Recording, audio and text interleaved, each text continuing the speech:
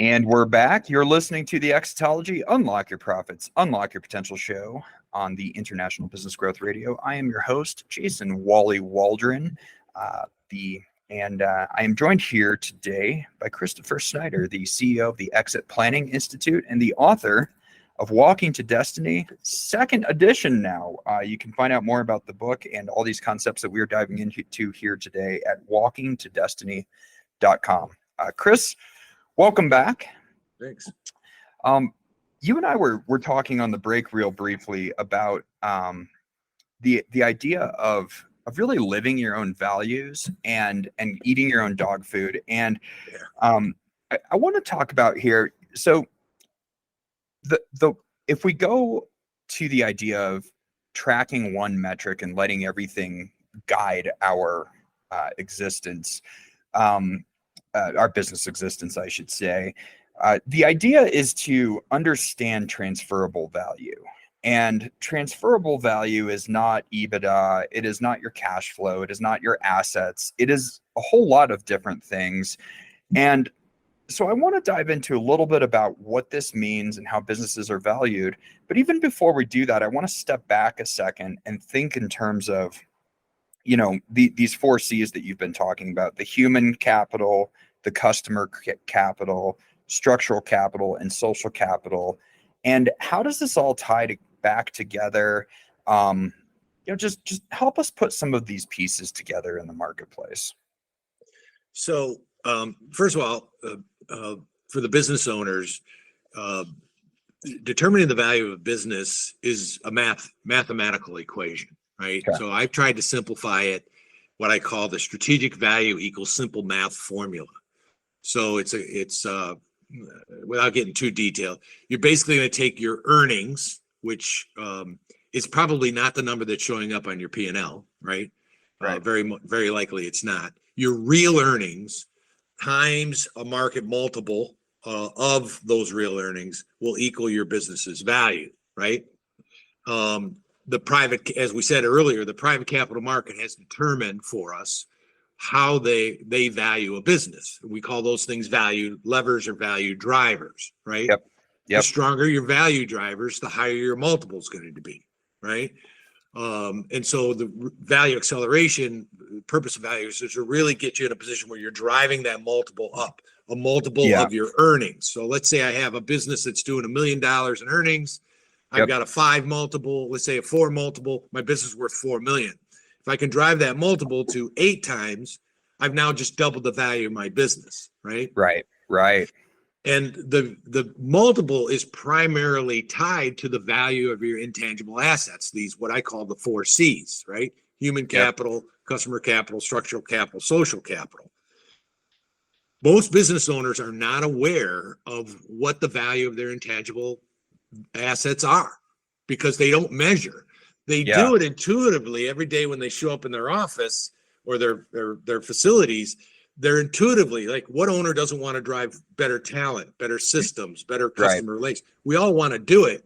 The problem is that most business owners are not intentionally managing it. And the thing is we can intentionally manage it because we can identify what those value drivers are. Right. Now, the real beauty here is that when you manage those intangibles, right, intentionally, not only do you drive your multiple up, but you get the pull-along effect of driving your earnings up at the same time, right? Right. Because, and just think about it, it's common sense. The company with stronger talent, stronger customer relationships, stronger processes, systems, and better culture is going to outperform the one that doesn't, right? Yep. So my bet is if you just focus on improving those 4 C's, you'll not only drive your multiple, but you'll also drive your earnings and sales up. And when you do a combination, if you just think of the math, right? If I'm driving earnings and driving multiple, I'm getting this exponential or what I call accelerated effect on value.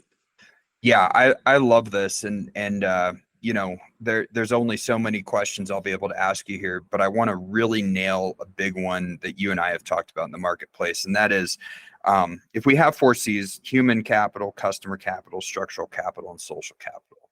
Yeah. One of the issues that I see with almost every manufacturer, every industrial company, every blue collar company that we walk into is what we call customer concentration risk. Yep. And when you were talking about the Flex Alloy perfect exit, really, that first perfect exit that you saw, you shared with me that you were able to solve the customer concentration risk, but perhaps not in the way that people might think. And what I mean by that is, to just put a definition out there, customer concentration risk would look like if you have 100 customers, but say 3 of those customers represented 80% of your revenue, you would have a major customer concentration risk problem. And so I'm wondering, let's maybe unpack that one of the 4 C's in terms of customer. What did you guys do at FlexAlloy to both honor the fact that you had a risk of customer concentration, but also still create the perfect exit? Because there's a lot of moving parts there. Yeah, and this is the typical challenge for most, lower middle market businesses. Is customer concentration is a real life situation, right? Because your business is tagged or tied to a big whale, and that's very common. And the typical answer you get is, well, you got to diversify your customer base. Well, at FlexAlloy, when I joined at 90 million, 45 million, 50% of our business was being done with one customer, right? Pretty major concentration. And we see this all the time. We see this all the time, right? It's very common. And the market being the private capital market, which is the one that determines value. Reduces value, right? Because that adds an element of risk. What happens if you lose that customer? We're screwed. Yep. So it hurts the valuation of the business when you have concentration, but there are ways to deal with it, right? Both short-term and long-term. What we did, and I think what we were talking before, when FlexAlloy grew to 250 million, our number one customer was now 120 million of our business. So they were still at 50% of our business. Right. And I think I mentioned when our owner, Andy Raven, were going to the bank, they would tell him, like, look, you got to do something about this concentration risk. And he's like, hey, every time I go see our biggest customer, they want to give me another $10 million. And I start telling them, no, they're like, no, don't do that. Well, okay. The way we were able to handle it is we were so tightly integrated into our customers' business, there was almost no way they could get rid of us. So we remember what I described. Yeah. We supplied the parts right to the point of use in their facilities. Right. We provide the racking, we provided all the technology, we provided all the people. So all somebody had to do at our customer is turn around, grab a bolt, and put it on the truck. Right. What was happening is everything prior to that was all being done. The whole supply chain, inbound supply chain, was being managed by FlexAlloy. And FlexAlloy's technology. So even if we never gave them a reason, but even if they wanted to get rid of us, it would have been extremely difficult to do so. Yeah. So you essentially turned a customer into a strategic partner in both directions. Yeah, that's a great way to describe it. And I like that a lot because at least from our view, we've seen a lot of times where and I don't know who FlexAlloy sold to, but we've seen a lot of situations where you become so integrated with a former customer that then becomes a strategic partner that they might end up being part of your exit solution. They could be. Actually, I've seen that many times where you flow upstream, and especially if you're a smaller company supplying a bigger company, one exit strategy could be to sell to your customer. And yeah, so the reason I bring all of that up is because, and what I really want our listeners to take away is because still at the root of this concept is, how do I create value for everybody involved? And that's really the most important intention around that. I know that there's a lot of concepts. You're a SEPA, I'm a SEPA, and there's a whole lot of concepts that SEPAs are trained to understand around de-risking a business. Maybe it would be valuable to think in terms of, rather than driving value on this side, what does it look like to play a little bit defense and to de-risk the business? Well, we have one of our concepts is the 5 stages of value maturity, right? So it's a process for how do you grow value. Stage 1, of course, is identifying what you have and its potential, right? You got to start there. What do I have Right. and what is its potential. The next step is what we call protect value. And protect value comes before building value. Building value is risky, right? You're taking on debt, you're hiring people, you're Right. acquiring markets. So we always like to have our owners focus on de-risking, as you called it, or protect value. Protect. And yeah. those are relatively straightforward things that you can do. They're relatively easy to implement. You don't have to spend a lot of time, money, effort to get them done, Mhm. but they're very important to do. They're things like contingency planning, getting the right insurance in place, having backup plans, documenting your structural capital. They're very straightforward. When you start getting into build and you're doing efficiency and growth projects, it's a Mhm. little bit more gray, but the Right. de-risking stuff should always be done first. And I think of it, so on the identify thing, identify thing, as far as the identify aspect of this, yes, thank you. We don't know where we're at unless we measure, right? You can't improve unless you take a measurement, right?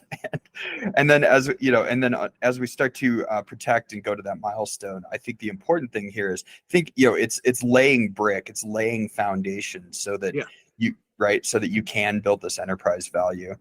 And so it's very important, obviously, to do all these different things. And it's and in the next section, we'll talk about the concept of relentless execution, which I know that your organization, the Exit Planning Institute, lives by, and it's really built into the idea of value acceleration. But coming back to that, just if we want to leave them with one more idea, if I'm listening to this and my head's starting to spin around, what is that one thing I need to know around transferable value and creating that value? Well, I get asked that question a lot, and what's the one thing the business owner should do if you can only do one thing? And it's something we call the triggering event, which is done in the identify stage.